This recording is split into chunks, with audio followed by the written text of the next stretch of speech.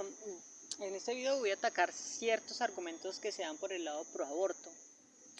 Estos argumentos son simples y por eso en muchos casos pueden terminar siendo falaces porque no se tienen en cuenta muchas cosas. El primer argumento que se habla es, bueno, pero vida la es también microorganismos, bacterias por ejemplo. Está bien, sí, son vidas.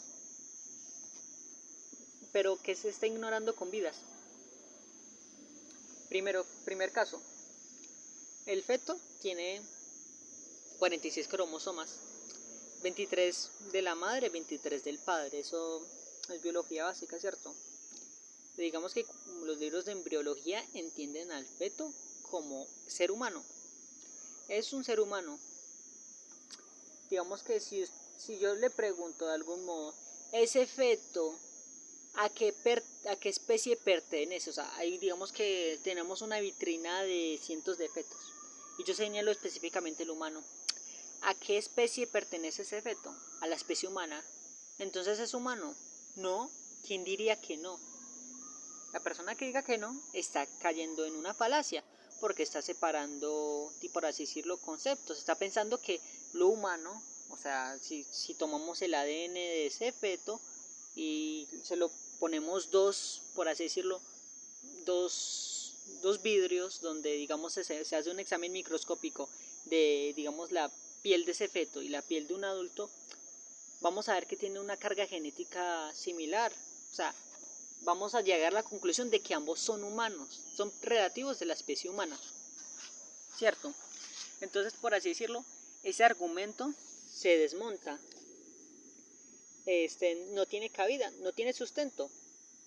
Parece ser más bien un razonamiento simple que trata de consagrar la vida del feto como semejante a la de un microorganismo como lo son las bacterias.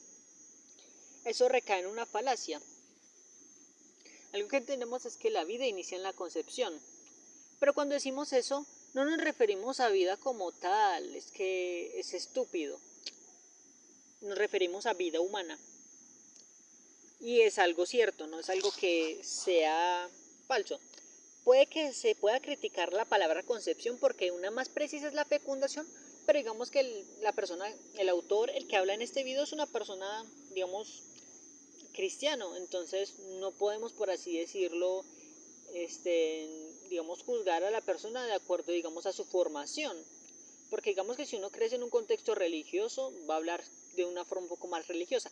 Si usted crece en un contexto filosófico, va a hablar de una manera más filosófica. En vez de decirlo, usted, por ejemplo, un filósofo, una persona que creció en un contexto filósofo, usted me está atacando a mí, no a mi argumento. Una persona normal diría eso.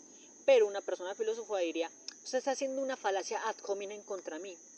¿Por qué? Porque viene un contexto más filosófico, por así decirlo, con un poco más de escuela. Ambos pueden, digamos, tener una misma capacidad argumentativa, pero la forma en la que se expresan es distinta. Bueno, eso es una pequeña aclaración. Ahora bien, otro argumento es uno que me parece también débil, y es que la relatividad de la vida. Ve, hombre, pero en este caso, ¿por qué matas a este asesino que estaba intentando matar a un hermano tuyo, a un primo tuyo? ¿O por qué empujas a este hombre que está golpeando a esta otra persona? Tú estás interrumpiendo su espacio personal. Hay algo que estás haciendo y que es relativo, porque estás priorizando la vida de uno por otro. Bueno, ¿cómo podemos atacar este argumento? Hay una falacia que cae aquí, y es que no se está haciendo nada relativo. Hay que entender los derechos humanos. ¿El derecho más importante cuál es? La vida, ¿cierto? Entonces, este al ser el derecho más importante e inexorable y digamos por así decirlo, en una escala jerárquica, el que está más elevado, no se puede interrumpir. Entonces, para defender la vida de otra persona, se pueden llegar a medidas extremas. Por ejemplo, un amigo que están golpeando, yo puedo empujar al agresor para que salvar la vida de mi amigo. Se está interrumpiendo el espacio personal de la otra persona, se la está agrediendo de algún modo. Sin contexto yo podría ser encarcelado, ¿cierto? Pero con un contexto previo yo no soy encarcelado y es porque es pura lógica básica. ¿Sí me entienden? Esa defensa de la vida es lógica básica. En el caso de la madre y el feto, en este caso cuando los dos están en riesgo de morir, está perfecto, o sea, no digo que esté perfecto esa situación, sino que está perfecto que, digamos, por así decirlo, haya una elección de la vida. La madre en ese caso puede elegir la vida suya o la del feto, porque al final el feto en este contexto la tiene difícil, no hay como una capacidad de elección y al final todas las dos vidas tienen el mismo valor. En la mayoría de los casos la madre elegirá su vida, en otros casos menores se elegirá la del feto, pero cada caso es de cada persona, o sea, es particular de cada quien, no es algo con lo cual debamos meternos. Entonces no se está haciendo una relatividad. Yo diría que más bien si se toma ese argumento de la vida de la madre y del feto, yo diría que más bien sería como meterse en la vida de las personas. Porque al final, un padre que ve un hijo en una condición grave y en una suerte de salvarle la vida, dona de su sangre, en un contexto ilegal, para, digamos, por así decirlo, para que el niño tenga su sangre y sobreviva, ese padre digamos que no lo podemos juzgar, no está viendo una suerte de relatividad, sino que es una relación de amor. En este caso, no, por así decirlo, el feto no se le quiere tanto como a la madre, y por esa situación hay algo que se llama elección. El feto en ese momento de su vida no está teniendo, por así decirlo, un amor de sí mismo. En su naturaleza está implícito el amor de sí mismo, eso es cierto, pero no hay como, por así decirlo, una conciencia de eso. En ese caso es difícil discutirlo cuál es más valioso y cuál no, porque se entiende que todos los seres humanos nacemos libres y con dignidad, ¿cierto? Digamos que el Tratado Internacional de los Derechos Humanos deja eso en claro. Digamos que, por así decirlo, como sociedad estamos apelando a esa única autoridad, porque es la autoridad más relevante. Y bueno, otro daño que veo con eso y que lo puedo relacionar, puedo sintetizar ambos temas, es algo que dicen, y es que por el contexto en el que viví, por la situación en la que viví, yo hubiera preferido ser abortado. Las personas que son pro aborto a veces lo dicen. Y es que sienten algo, por así decirlo, una suerte de empatía por su madre y una tristeza porque la madre tuvo que pasar una situación difícil y renunciar a algunos sueños para, por así decirlo, darle una vida digna al niño, al que es el proaborto. Por así decirlo, yo entiendo el punto de vista, pero no se forma una suerte de colectividad de suicidios con base a esa presuposición lógica. Y no es porque hay un arbitrario deseo de ellos de, digamos por así decirlo, solo querer matar bebés. No, no es eso. Es porque como ya están vivos, ya tienen esa situación de vida, tienen un deseo tenaz por mantenerse vivos. Y es algo propio de la naturaleza humana. Los humanos queremos vivir. Es algo de nosotros. La naturaleza del humano, o sea, el humano tiende a vivir, tiende a querer vivir. Digamos que en el caso del feto es un humano y por así decirlo no se está interrumpiendo, se está acabando con la oportunidad de que ese ser humano siga viviendo y desarrollándose. Si se interrumpe la naturaleza humana y el derecho más importante que es la vida, digamos que no se pueden partir de más derechos. Por eso vale más el hecho de que el feto o sea, vale más la vida que, digamos por así decirlo, la situación difícil que va a vivir una madre. Porque en ese caso, si quisiéramos argumentar a favor de la dificultad, podríamos pensar que todos los padres deberían enviar en adopción a sus hijos, aunque ellos ya tengan 5 o 6 años o cualquier edad, o echarlos a la calle, porque carajo, no parece dar como un gusto por digamos trabajar tanto por ellos, es un sufrimiento, ¿no? Siempre se da una prioridad por la vida, ¿cierto? O sea, no estoy comparando ambos casos como el aborto y el caso de abandonar un niño ya nacido, no me refiero a eso, sino que se hace una tendencia sobre la prioridad de la vida de las personas por encima del gusto de las personas. ¿Qué es el gusto? Los deseos. Por así decirlo, que en cada cosa hay un rango y hay una prioridad. En este caso, la libertad es una prioridad. Por ejemplo, la libertad es una prioridad por encima del deseo. Yo puedo desear, digamos, abusar sexualmente a alguien, es un ejemplo, es un ejemplo grotesco, pero sí, yo puedo desear eso. Sin embargo, la libertad de esa otra persona de, digamos por así decirlo, tener una elección de su cuerpo, impide por completo que yo pueda tener ese gusto asqueroso.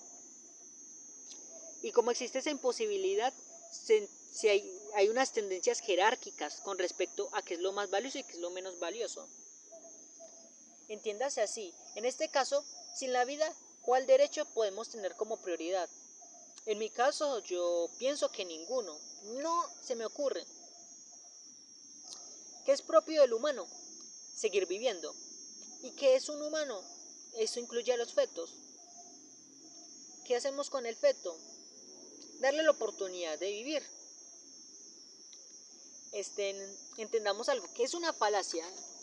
Es una falacia, es decir, es el cuerpo de la madre. ¿Por qué? Al comienzo del video dije algo, el feto tiene 46 cromosomas, un metabolismo propio, tiene órganos propios y digamos tiene una forma de desarrollo y es perteneciente de la especie humana. Y si usted pone dos vidrios con ADN del feto y de un humano adulto, el microscopio, digamos que los tejidos, la carne, si un científico hace un análisis de cada tejido de cada persona, digamos de cada humano, se va a dar cuenta de que ese es el feto, o sea, no va a hallar una diferencia, por así decirlo, entre si el feto o el hombre, quiénes son adultos o quiénes son de tal especie o quiénes pertenecen a tal categoría específica. No, va a reconocer que ambos son humanos, ¿cierto?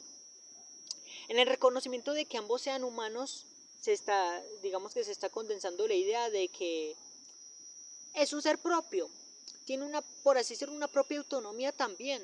No es una autonomía deliberada de solo de la madre, es un argumento, por así decirlo, escueto, es complicado de mantener, es complicado de reforzar. La idea de que la madre, digámoslo así, tenga prioridad por encima del feto es dificilísimo. Pero es que está dentro del cuerpo de la madre. Sí, pero digamos que es otro ser humano. Digamos que impedirle el derecho a la vida sería impedir, digamos, el pleno desarrollo de una sociedad, por así decirlo, pura. Porque se está aniquilando el primer derecho por encima de, por así decirlo, una decisión de la madre. Mal llamada decisión, ¿cierto? Que sería la decisión de la madre. El matar o no matar al feto. Es que está dentro mío, ¿cierto? Pero veamos cuál es el primer paso para que se construyan los seres humanos. El haber sido un feto. Si desde esa primera instancia estamos, por así decirlo, destruyendo esa posibilidad, ¿por qué no podemos destruir esa posibilidad en otras etapas? Y al fin y al cabo ya no se le está dando importancia, por así decirlo, a la etapa más vulnerable del ser humano. Cada tribu, cada civilización en su mayoría ha dado penas más severas a quienes golpean embarazadas, a quienes golpean a mujeres que no están embarazadas. Y es que es el reconocimiento de que ahí se está formando, digamos, un próximo bebé. En esa formación de ese bebé se está pensando en próximas personas que van a ser miembros activos que contribuirán en la sociedad. Al ser miembros activos que contribuirán en la sociedad, se les da cierta importancia, cierto valor, ¿no? Y quitarles esa posibilidad, digamos que estamos dentro de un marco donde ya, si partimos desde ahí, no podemos hacer nada. Y es mi cuerpo, exacto, es tu cuerpo, algo está dentro de tu cuerpo que no eres tú, que tampoco es un parásito, no entra dentro de la definición de parásito. Tu cuerpo lo alimenta voluntariamente. Me resulta irónico lo de mi cuerpo, mi decisión. Tu cuerpo está priorizando la vida del feto por encima de la tuya.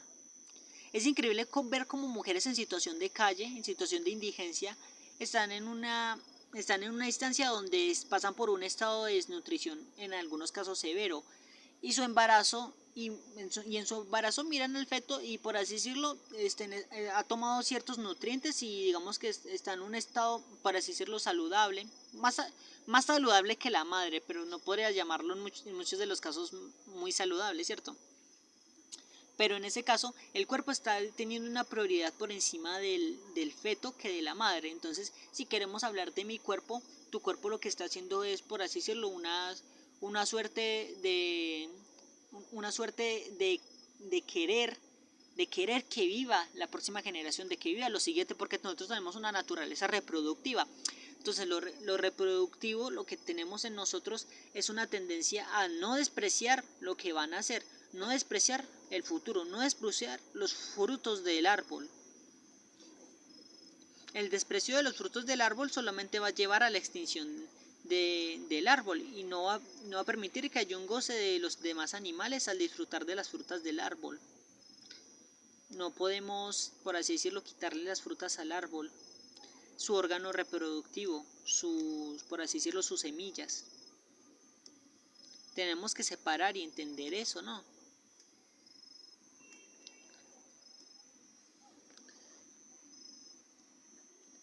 Eso es todo, sí, aquí concluyo.